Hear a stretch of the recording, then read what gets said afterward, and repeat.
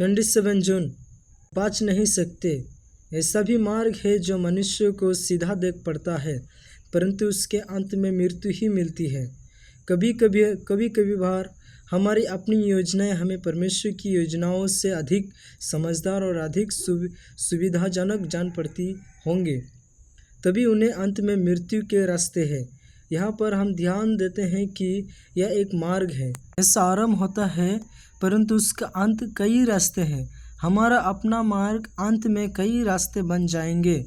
जिसका मन ईश्वर की ओर से हट जाता है उसके हृदय अपने रास्ते से भरा होगा। हमारी स्वेच्छा हमें कई दिशाओं में चलाकर अंत में मृत्यु की ओर अगुवाई करेंगे। हम परमेश्वर की सम्मुख से अलग हो जाते हैं। परंतु परमेश्वर ने योना से निनवे जाने को कहा, परंतु उसने तरसीस को जाने को योजना बनाई। अपने वे जाने के लिए एक जहाज को तैयार पाया। वहाँ पर उसे बैठने का स्थान भी मिला और उसके पास टिकट के लिए पैसे भी थे, परंतु कुछ समय के लिए उसकी अपनी योजनाएं उसके लिए अनुकूल दिखाई दी, परंतु जल्द ही जहाज को तूफान का सामना करना पड़ा। अपने इतनी अधिक समस्याओं का सामना किया जिससे वे मरने को था।